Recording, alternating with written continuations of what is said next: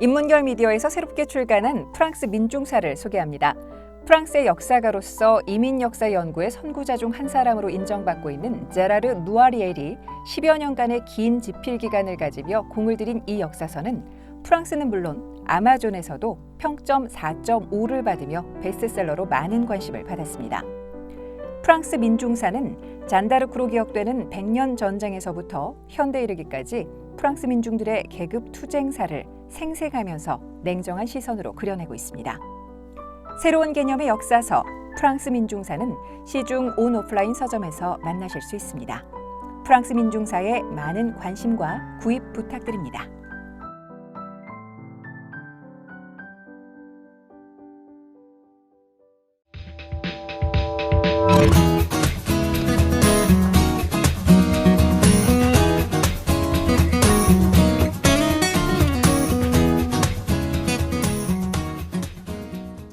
네, 안녕하십니까. 인문결 TV 임상훈입니다. 이번 시간에도 지난번에 한번 르몽드 디플로마티크 10호 한번 소개를 해드렸었는데 르몽드 디플로마티크에서 야심차게 새롭게 간행물을 또 하나 만드셨죠. 지난번에 간단하게 소개는 해드렸습니다만은 한국 말로도 마니에르 드 부아르 이렇게 이제 그 이름이 나왔어요. 그래서 내용이 우리나라에서 보기 드문 어떤 그런 그 내용들이에요. 굉장히 깊이가 있고 인문학적으로 그 가치가 있는 그런 내용들이 많이 있어서 그 이야기를 한번 들어보려고 합니다. 그래서 르몽드 디플로마티크의 성일권 대표님 오늘도 모셨습니다. 안녕하세요. 네, 안녕하세요. 자, 제가 아까 한국말로도 이제 마니에르 드 부아르 이렇게 그 제목이 나왔다 이렇게 설명을 드렸는데, 그러니까 불어 마니에르 드 부아르 거의 한국말로 그냥 표기하신 거잖아요. 네. 이게 일단 무슨 뜻이고 그 다음에 다른 이름들도 간행물 뭐 이름 여러 가지 가능한데 이걸 그대로 이렇게 한국말 발음대로 마니에르 드 부아르 이렇게 하신 이유가 있다면 그 두 가지 먼저 한번 답변해 주시죠. 네. 일단 마니에르 드 부아르는 뭐 불어를 잘 아시니까 이렇게 뭐 이 발음을 놓고 저희들이 고민을 많이 했어요. 마니에르 드 부아르로 할지 그냥 그러니까 부아르로 할지 부아르로 할지 뭐 여러 가지 그리고 또 과연 또 이게 한국 사회에 또 너무 단어가 생소하다 보니까 좀 길고 그래서 한국말로는 뭐 아시다시피 뭐 바라보는 방식 또 사유하는 방식 뭐 관점 이렇게 해석할 수가 있는데, 그래서 사유하는 방식이라고 우리가 얘기를 한다면 그렇다고 해서 우리가 사유하는 방식이라고 또 쓰기도 뭐 하잖아요. 그래서 고민을 하다가 그대로 한번 표기를 해보자. 우리 처음에 식당도 레스토랑 할 때는 사람들이 몰랐을 거 아니에요. 초기에. 이제 레스토랑 자리 잡았잖아요. 그런 것처럼 또 르몽드 디플로마티크도 사실은 외교 세계인데 그냥 르몽드 디플로마티크 하니까 결국에는 또 그게 자리 잡잖아요. 그래서 마니에르 드 부아르를 그냥 그대로 한번 써보는 건 어떨까 하는 이제 고유명사화 시키자. 네, 그렇게 했고, 그리고 첫 편은 이제 예술가는 무엇으로 사는가. 제목이 이제 이번 호가 그렇죠. 예술가는 무엇으로 사는가. 요것도 고민을 많이 했어요. 이제 이게 예술 이야기를 하시는 건데. 그렇죠. 왜냐하면은 처음 주제를 요걸로 정할 건지 아니면 우리 한국 사회에 맞는 뭐 이제 르몽드 디플로마티크에서는 마니에르 드 부아르가 그 동안에 한 170권 가까이 되거든요. 그래서 가장 최근에 낸 게 이 부채, 빚 채무, 그러니까 채무를 갚아야 하는가라는 거였어요. 그것도 되게 재밌네. 채무는 당연히 우리가 갚아야 되는 걸로 생각을 하는데 그걸 질문으로 던졌네. 그렇죠. 왜냐하면 채무 중에 악성 채무도 있거든요. 그렇죠. 뭐 약소고기. 이거 우리나라에 요즘에 굉장히 핫한 또 그렇죠. 이슈인데. 맞아요. 그래서 그게 이제 가장 최근 거였고 또 그 앞서서 뭐 음모론도 있고 음모론도 또 뭐 음악과 정치라는 또 주제도 있었고 여러 가지 주제가 있었는데 예술가는 무엇으로 사는가는 이제 그 전에 나왔던 거예요. 그래서 저희들이 이제 책을 이렇게 내려고 몇 가지 갈무리를 하다가 아무래도 처음에는 좀 소프트하게 나가야 되겠다.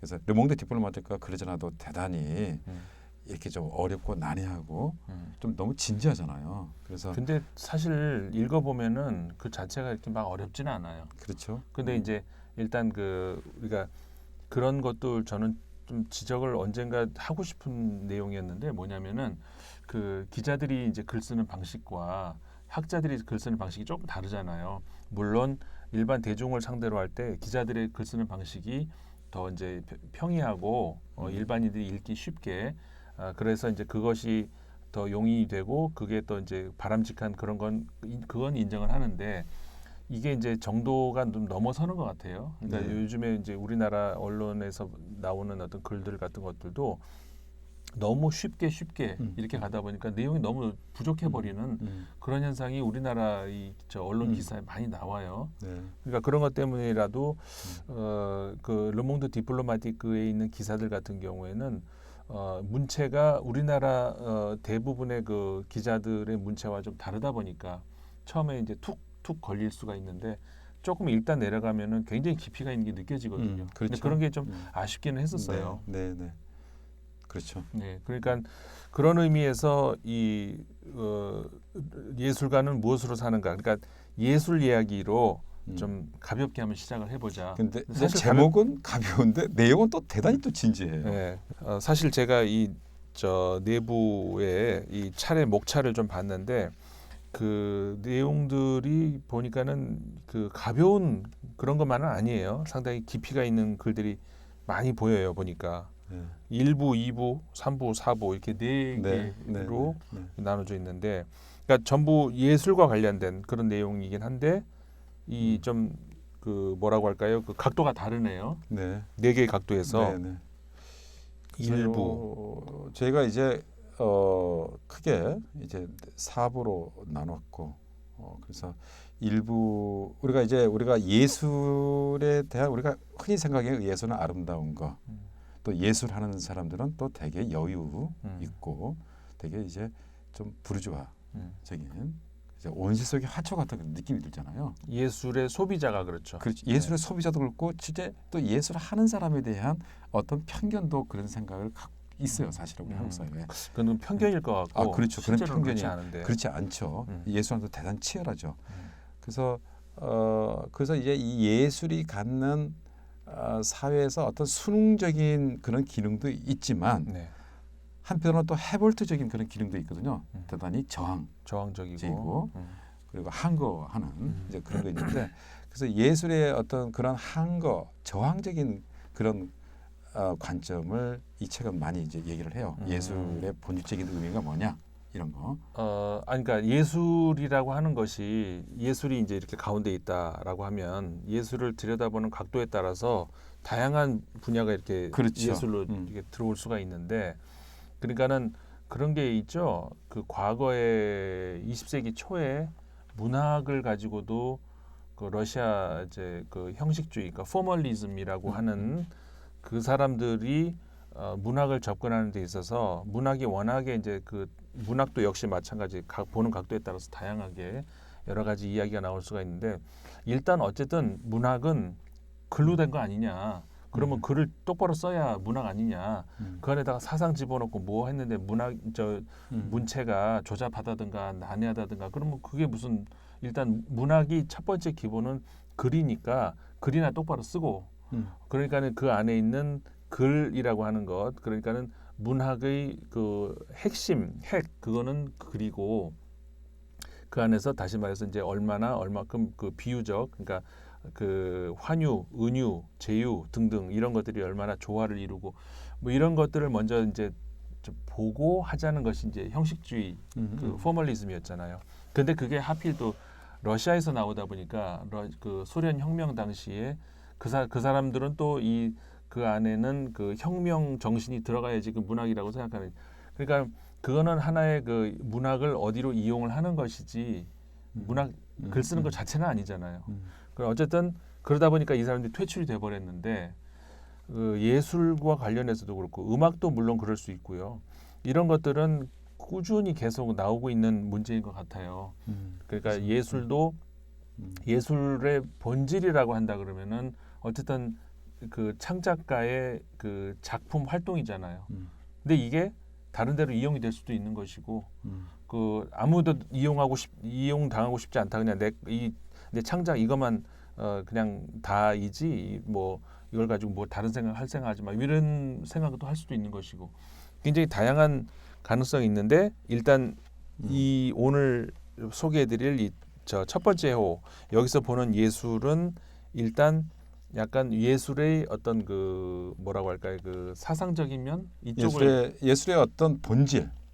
도대체 예술이라는 게 사회에서 사회적 어떤 기능이라든가 또 어떤 역사적인 의미 네.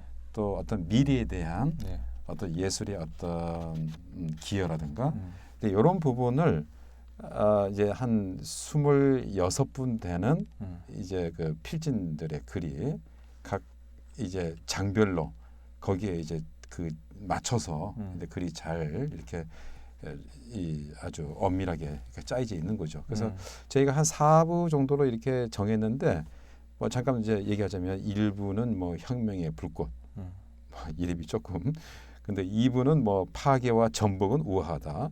4부는 가능성의 향연 또 3부는 가능성의 향연 4부는 우리에게 예술가는 무엇인가라는 걸로 해서 이제 거기에 맞춰서 이제 이 필자들이 글이 한 뭐 5, 6개 이렇게 들어가 있습니다. 그래서 뭐 보시다시피 혹시 에릭 홉스범이라고 아시죠? 네. 에릭 홉스범이 이 예술에 대한 글을 썼어요. 그래서 일부 혁명의 불꽃 안에 보면 수염난 모나리자에서 캠벨 수프까지라는 이름으로 해서 이제 에릭 홉스범의 어떤 예술론이 나가기도 하고 여기에 이제 주요 필진들 중에 삐레 부르디에 여기에 얼마 전에 이제 돌아가신 분이죠. 사회학자 또 이분이 또 얘기하는 만의 작품에서 드러난 어떤 사회적 아비투스 풀바디의 어떤 점심 있잖아요. 이제 그 그림을 이제 사회학자면서 철학자인 부르디에가 우리가 얘기하는 어떤 장 이론 있잖아요. 아비투스 이론. 이론을 가지고 이제 분석한 그런 것도 있고 아까 러시아 혁명을 잠깐 얘기했었잖아요.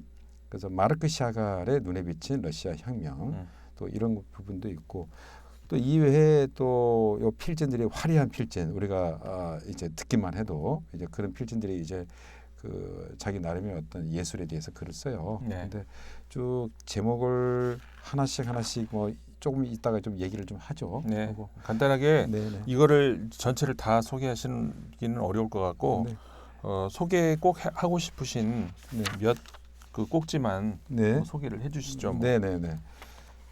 그래서 저희가 참고로 이제 말씀드리자면 이 마니에르 드부아는 프랑스에서 격월간으로 내요. 그래서 2달에 한 번씩. 그러니까 저희는 이제 이번에 개간으로 내거든요. 그래서 저희도 뭐 욕심 같아서는 2달에 한 번 격월간 내고 싶지만 우리가 잘 모르잖아요. 어떻게 될지. 그게 또 독자들의 반응이 또 궁금하기도 하고 또 저희가 르몽드 디플로마티크 월간지 내기도 허걱거리는데 너무 또 부담을 또 갈 수도 있고 하니까 그래서 일단은 개간으로 1년에 4번 정도. 그리고 사실은 그 전에 뭐 페미니즘이라든가 좌파가 할 것들 극우의 새로운 얼굴들 간헐적으로 저희들이 마니에르 드부아를 단행본으로 낸 적이 있어요. 그렇죠, 그랬었죠. 그때는 이제 이미지를 전혀 쓰지 않고 요 텍스트만 가지고 이렇게 했는데 그때는 그다지 반응이 그렇게 썩 좋다고는 볼 수는 없었어요. 뭐 기본적으로 초판 뭐 2판까지는 그러니까 1세, 2세까지는 찍었는데 그렇게 막 센세이셔널하게 그렇게 나가진 않았는데 이번에 저희가 그래서 과거에 그런 예도 있고 해서 이번에는 조심스럽게 이걸 저희들이 그 텀블벅이라는 그 크라우드 펀딩 플랫폼을 좀 이용을 했어요. 그래서 한 25일 정도 저희들이 그 펀딩을 했는데 무려 1,000분이나 되는 분들이 이제 여기에 후원을 해주셨죠. 그만큼 기대가 이제 큰 건데. 그리고 또 서점에서도 요즘에 상당히 곽광을 받고 있고 그래서 이 이미지를 저희들이 쓰기 위해서 이미지를 또 별도로 계약을 했어요.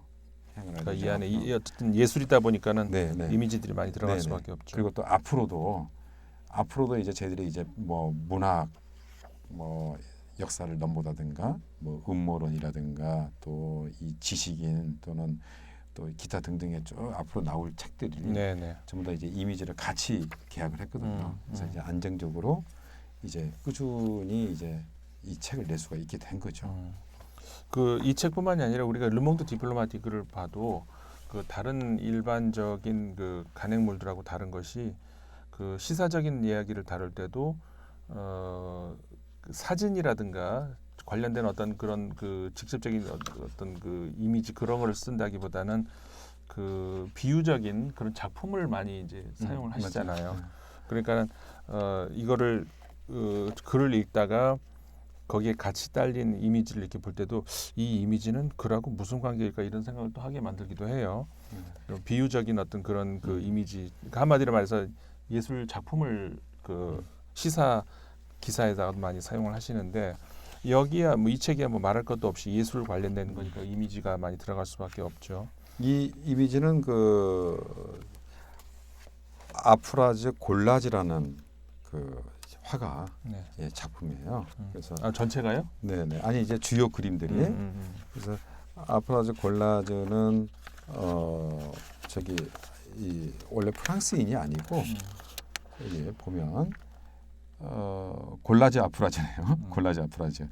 골라즈 아프라즈는 이제 프랑스 활동하는 이란인 출신의 예술가예요. 이제 그래서 파리에서 활동하면서 상당히 이 그림이 아주 밝고 또 사실 상당히 이런 책 이런 데서 각광을 받는 화가의 작품인데 그래서 이분의 창간호고 해서 처음에 이제 이런 것도 만들었어요. 저희가 엽서도 만들고 또 스티커도 만들고 부지런하게 이렇게. 여러 가지를 많이 하셨네요. 네, 그래서 이번에 스티커도 이쁜데. 그래요? 아니 그래서, 이거. 예. 그래서 이거를 어디다 붙일 수 있는 이렇게 거죠? 이제 붙이는 거죠. 아, 예술가는 무엇을 하든 어디 하나 붙여보세요. 그래서 이런 거를 차에다 붙여도 되고. 그렇죠. 저희들이 이제 차에다 붙이면 너무 작은가? 크라우드 펀딩 이제 참여하신 분들한테 근데 이게 이쁘네. 2호도 이렇게 좀 준비하고 있어요. 두 번째는 이제 문학 역사를 넘보다 문학 그러니까 문학. 예, 역사를 넘보다 이제 그거 나올 거고. 그래서 요 전체적으로는 이제 이런 판형을 또 사람들이 또 좋아하더라고요. 약간 좀 독특하고. 그래서 약간 이게 정사각형의 판형이죠. 이제 가로 22cm, 세로 23cm 이 판형 어떻습니까 판형이? 아니 제 생각에는 일단 그 예술 작품을 그 많이 실어야 된다면은 이 판으로 할 수밖에 없을 것 같긴 해요. 일반 책 규격으로는 좀 한계가 판형이 조금 이렇게 옆으로 좀 넓죠. 내용이 좀 많이 들어가고 글씨 크기도 조금 작게 했어요. 그리고 그 다음에 한 가지 또 뒤에 이렇게 후원하신 분들의 명단을 뒤에 1000분이나 되는 명단을 또 뒤에 작성을 했고. 그래서 자 그러면은 이제 이 내용을 좀 간단하게 좀 살펴봐야 되겠는데 그 아까도 말씀드렸다시피 이게 다는 못해요. 그럼 이렇게 하죠. 그 네 개의 부로 나눠져 있으니까 한 부에 하나씩 정도 소개를 한번 해보시죠. 그럴까요? 간단하게.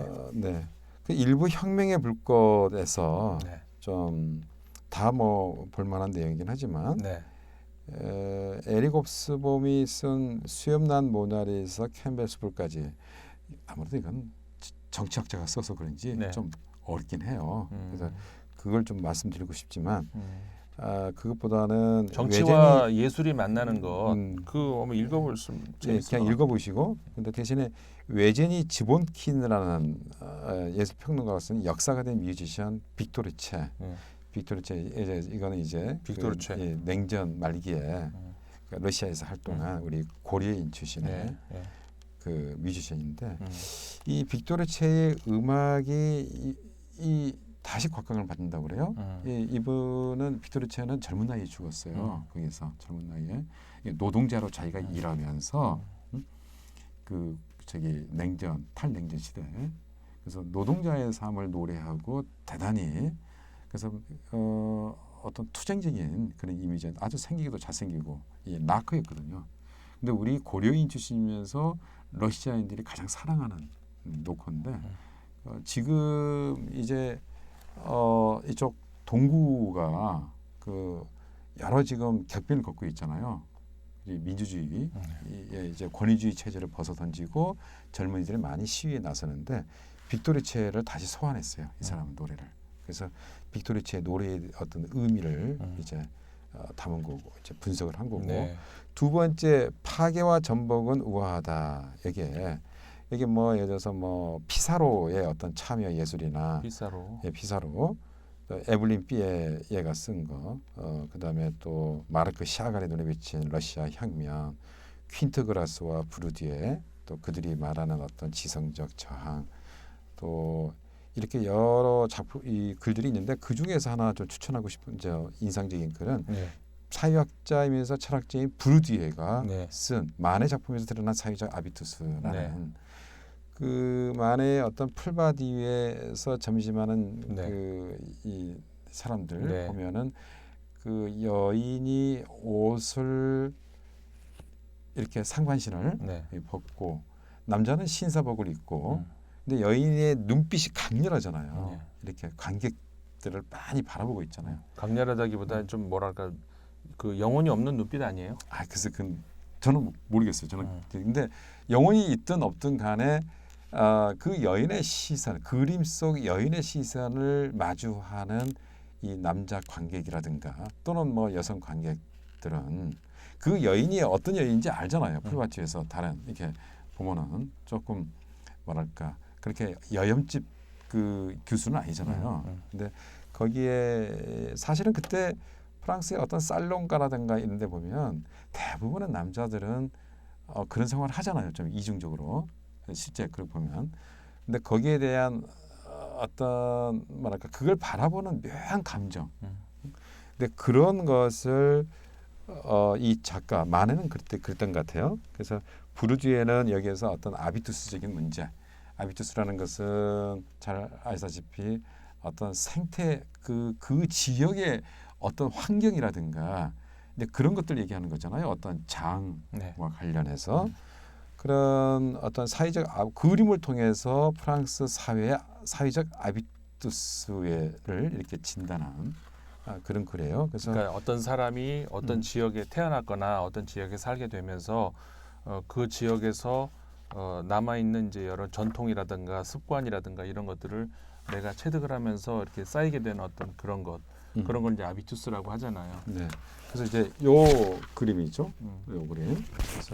그래서 이걸 부르디에가 나름대로 또 자기 또 풀밭 위에 점심 이제 이런 거 당시 이게 엄청 이게 스캔들이었어요. 이 그림을 보고 사람들이 막 지팡이를 던지고 막 그랬다고 해요. 거기 보고. 근데 이런 거에 대해서 근데 꼭 이 그림에 대해서만 얘기하는 게 아니라 어떤 예술이 갖는 예술과 부르주아의 관계에 대해서도 썼고 또 꾸르베의 작품이라든가 뭐 이런 거. 구스타프 쿠르베. 그다음에 알렉산드르 까바넬 비너스의 탄생이라든가 이런 거의 작품에 대해서 부르디에가 사회학적인 관점에서 쫙 이렇게 분석을 했는데 이렇게 글도 쓸 수 있구나라는 것을 생각할 수 있어요. 그다음에 또 부르디에는 워낙에 이제 그 톡톡 튀죠. 네. 독특한.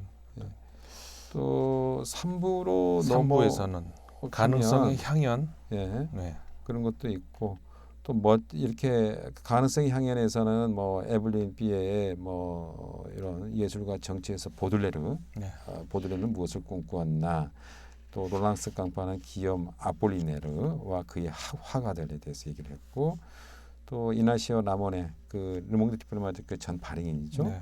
멋진 신세계, 놀라운 예언서 또는 볼테르식 철학 동화. 이 중에서 하나를 한번 쭉 간단하게 했는데 보자면요. 하나를 얘기하자면은 글쎄요 다 괜찮은데 뭐 멋진 신세계 같은 게 좋겠죠. 이게 좀 이 문학 작품이긴 한데 멋진 신세계 어떻게 보셨나요? 아니요, 저는 못 봤는데. 뭐 지금 같은 시대 사실은 이게 멋진 신세계의 어떤 작품 내용을 보면 앞으로 일어날 일에 대해서 좀 얘기하잖아요. 미래 사회, 미래 사회에 어떤 디스토피아적인 네.